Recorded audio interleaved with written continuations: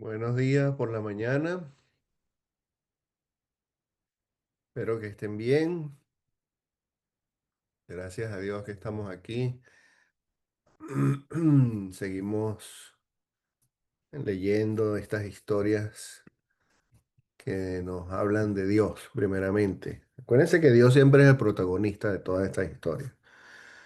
Él pone a diferentes personas. Por ejemplo, hoy en el capítulo 35 estamos terminando casi con la historia de Jacob. Él aparece, se menciona después en otros pasajes de Génesis y por supuesto de toda la Biblia. Pero este es el último capítulo donde él es el principal, pues, de las historias que Dios nos presenta aquí. De vez en cuando voy a toser, entonces me disculpen de una vez. Capítulo 35. El capítulo 34. Hay como un paréntesis bien violento, esto que pasó allá en Siquem, que fue lo que vimos ayer. Pero entonces en el versículo 1 del capítulo 35, Dios dijo a Jacob: sube a Betel y quédate a vivir ahí. Erige allí un altar a Dios, al Dios que se te apareció cuando escapabas de tu hermano Esaú. Entonces, esto es interesante aquí, porque es la única vez donde Dios le pide a los patriarcas que edifiquen un altar. Normalmente lo hicieron espontáneamente, en voluntad, cuando llegaba Abraham, sobre todo, cada vez que llegaba en una parte, le daba gracias a Dios y adoraba y alababa, ¿no? Entonces aquí es Dios mismo que le dice esto a Jacob. Y él lo va a hacer, y le recuerda más bien, él le recuerda, erige allí un altar al Dios que se te apareció cuando escapabas de tu hermano Esaú. Entonces, esta respuesta, Jacob responde positivamente, ¿no? Como vemos en la historia.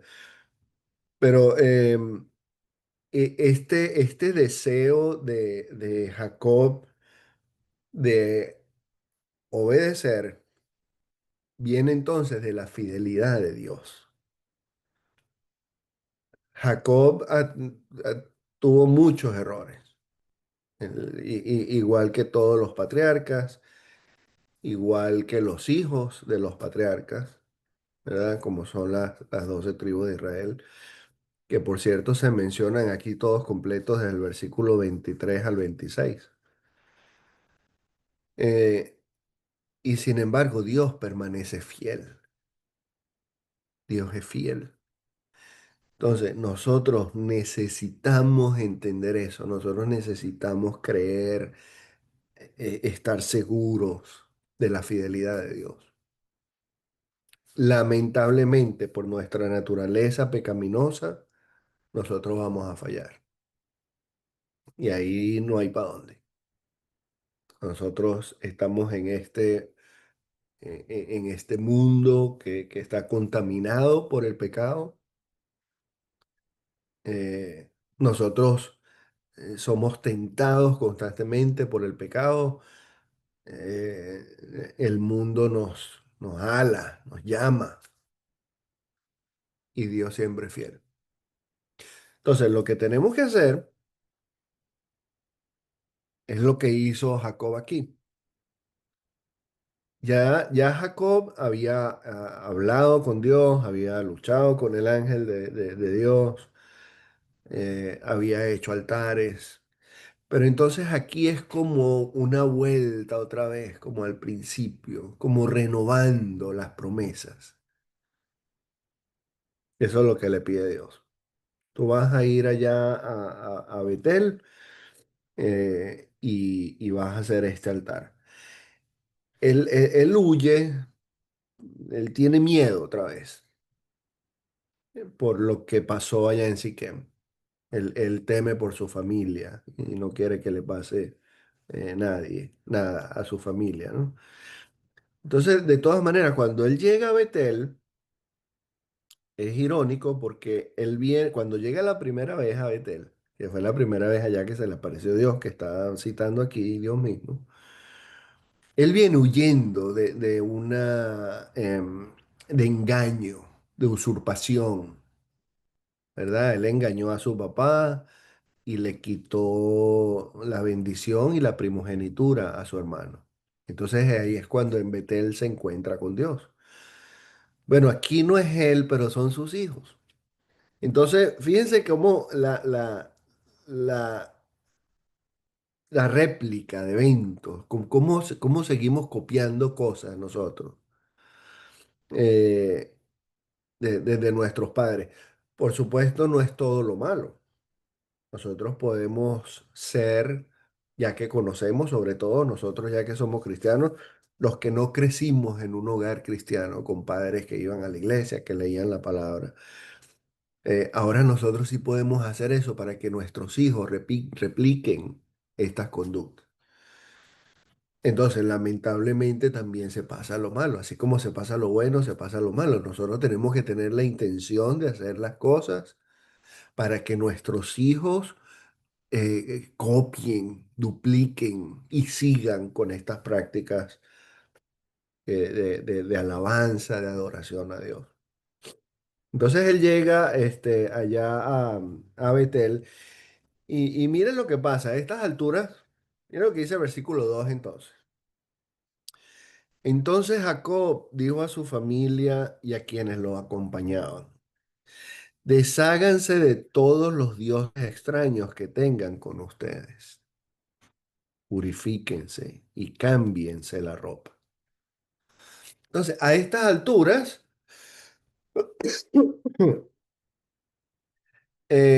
todavía esta gente es su familia misma. Todas las mujeres, todos los hijos, los siervos, todo el mundo que estaba ahí con ella. Todavía seguían con esas cosas. De tener dioses extraños, costumbres paganas. Entonces, es muy probable, ¿se acuerdan que Raquel le quitó el dios ese a Labán y se lo llevó? Es muy probable que estuviera aquí todavía. Pero entonces, después de tiempo, después de que han visto ellos la mano de Dios, la bendición de Dios, y todavía seguían con esas cosas del pasado. Entonces, el asunto es que eso no es ni tan extraño ni exclusivo de esta gente aquí, sino que eso pasa hoy con nosotros también. ¿Cuántas cosas no seguimos haciendo por herencia, por costumbre?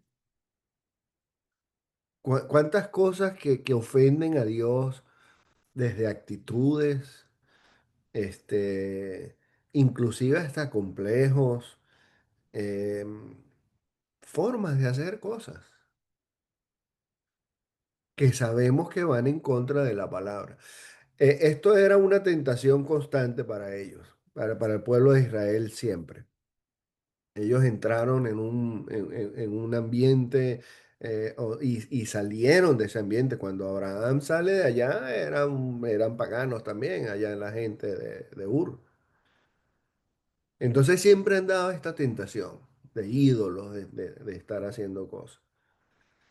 Entonces, eh, qué distinto es eso de nuestra época, que ya nuestros ídolos se ven diferentes, pero tenemos costumbres, vicios, mañas, cosas que nosotros sabemos que no son de Dios y que tenemos que estar cambiando entonces constantemente.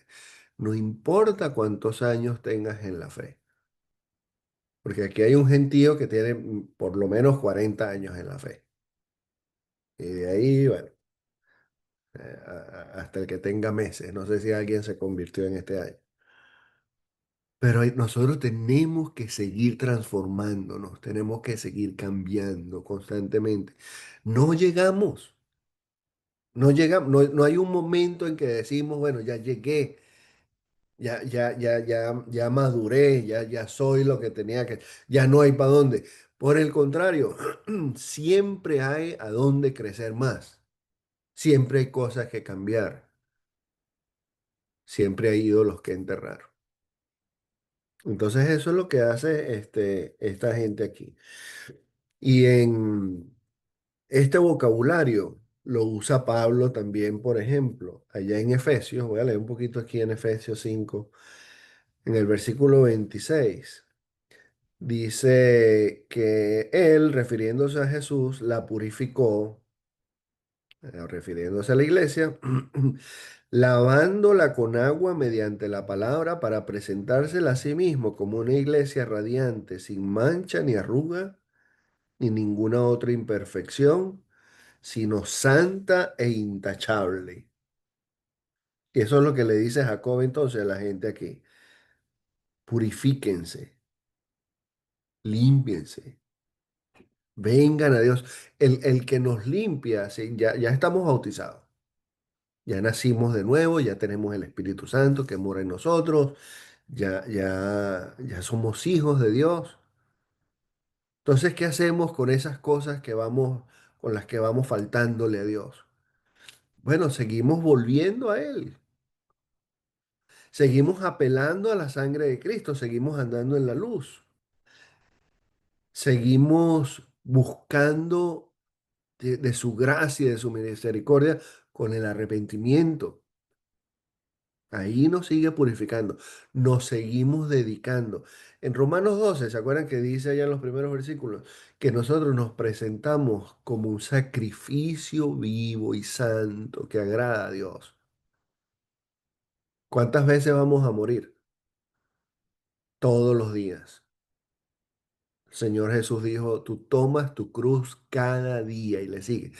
Mueres a esa tentación, a ese deseo pecaminoso y volviéndote, que es lo que es el arrepentimiento, ¿verdad? Es pararte y devolverte, ir hacia donde está Él, todos los días. Eso es lo que vamos a hacer. Pero entonces Pablo sigue también con esta misma figura, por decirlo, ¿no? Allá mismo en Efesios, pero ahora en el capítulo 4 el versículo 22 y esto fue uno de las series que estudiamos hace poco. Versículo 22 dice, con respecto a la vida que antes llevaban, se les enseñó que debían quitarse el ropaje de la vieja naturaleza, la cual está corrompida por los deseos engañosos. Estos son hermanos, estos efesios aquí, si eran gentiles, pero ellos ya son hermanos, ellos son miembros de la iglesia, ellos son hijos de Dios, ellos ya están. Jacob le dice aquí a la gente en el versículo 2 purifíquense y cámbiense de ropa. ¿Eh? Eso es lo que iban a hacer. Se van a cambiar de ropa. Nosotros tenemos que seguir transformándonos. Seguimos cambiando. Entonces, en el versículo 3 subamos a Betel. Allí construiré un altar al Dios que me socorrió cuando estaba yo en peligro. Entonces, él se acuerda de la benevolencia divina. Él se acuerda de lo que Dios hizo por él. Entonces, eso nos puede ayudar a ser fieles después más tarde. Tú te acuerdas hoy de cosas en las que Dios ha intervenido, que es obvio que Dios te ha bendecido, que te ha ayudado, que te ha dado. Entonces, lo más seguro es que lo haga hoy también, y mañana, y pasado mañana. Lo que tenemos que hacer es lo que hizo Jacob. Él responde con con esa gana de alabar, de reconocer la fidelidad de Dios, de servir a Dios. Y la gente hizo también entonces lo mismo. Dice el versículo 4 así que entregaron a Jacob todos los dioses extraños que tenían, junto con los aretes que llevaban en las orejas, cualquier cosa, cualquier cosa que moleste, que estorbe, así como dice Hebreos 12, nos quitamos el peso, el pecado, el lastre que nos asedia y corramos con paciencia. Uno puede decir, ah, oye, ese es un arete, no es nada, pero eso tenía sus símbolos y sus cosas, su significado en su cultura de paganismo, de idolatría. Quítense eso, quítense todo eso. Jacob los enterró a la sombra de la encina que estaba cerca de Siquén. Ahí quedó. Nuestro pecado está clavado allá en la cruz, porque Jesús se hace responsable por el pecado nuestro.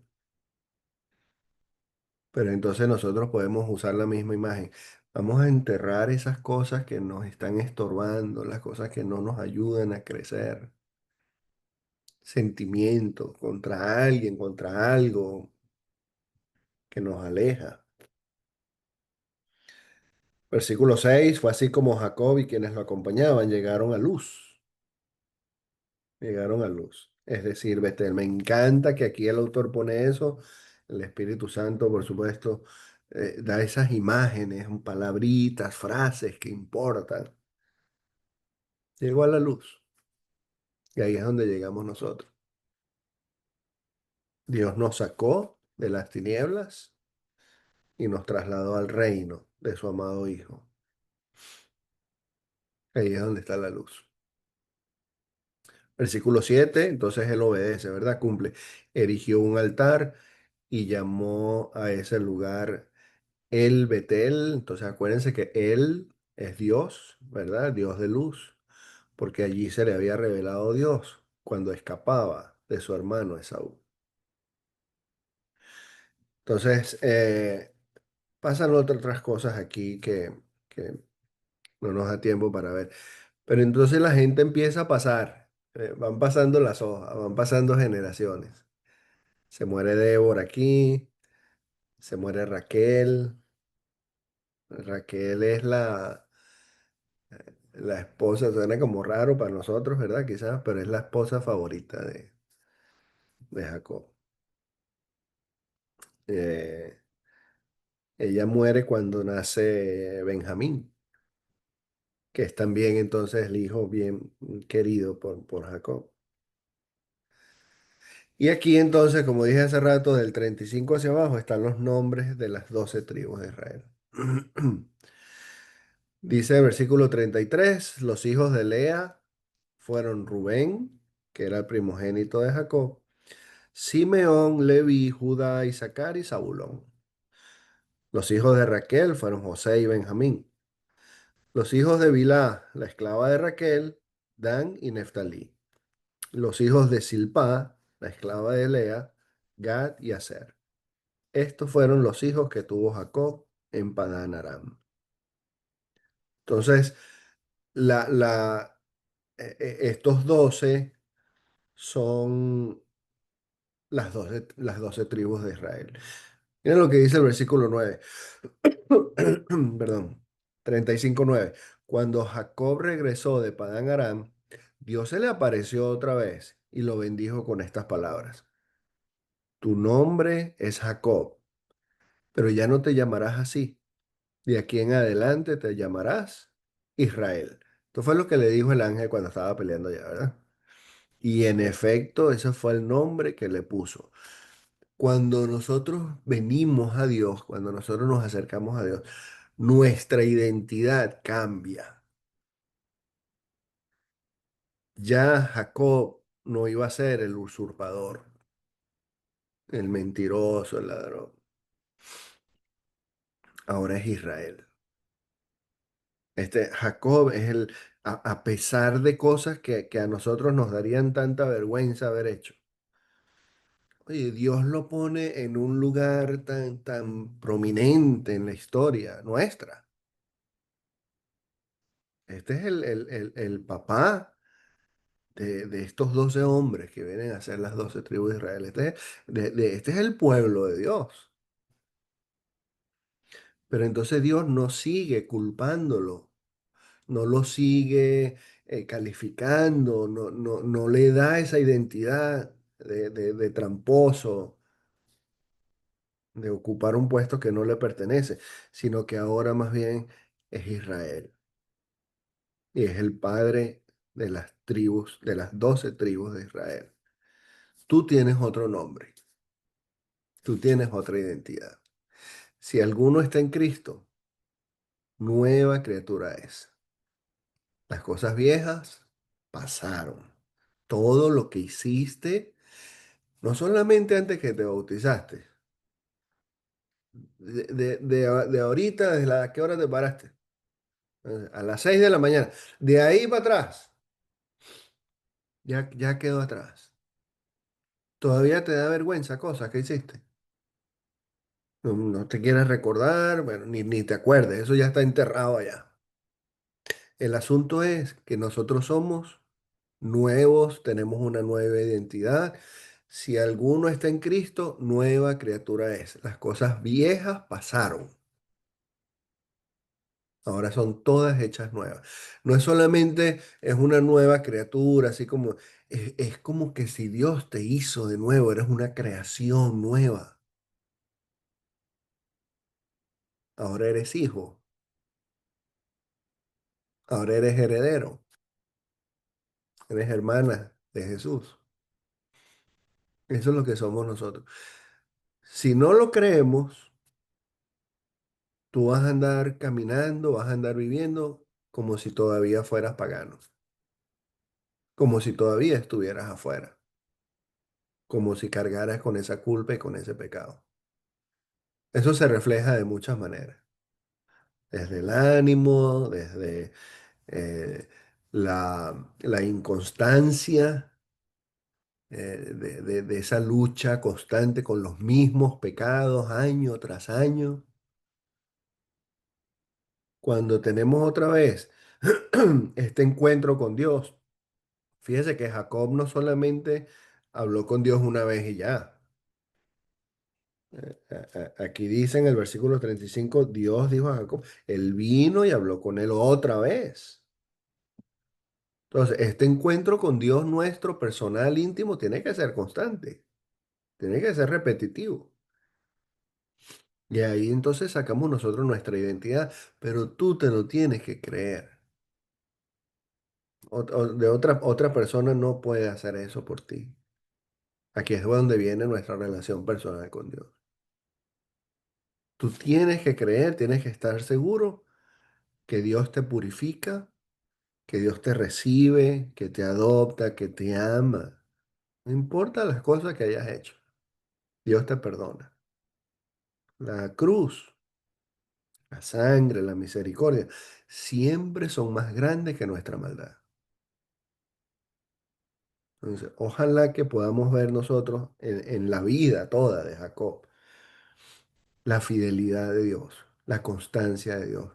Cuánto lo amó a él, de cuántas cosas lo sacó, de dónde lo liberó, las indicaciones que le dio para su bien. Eso es lo que hace con nosotros. Eso es lo que hace Dios con nosotros. Entonces, hoy, practica estar pensando entonces lo bueno, lo santo. ¿Quién eres tú? ¿Quién soy yo? No porque lo que me gané o lo que estudié o lo que hice, cómo Dios me ve y la identidad que tenemos como pueblo de Dios. Somos hijos, hijas de Dios. Vamos a orar. Padre, gracias. Te damos muchísimas gracias por esta historia. Te damos gracias por la vida de Jacob, con la que nos identificamos y reconocemos.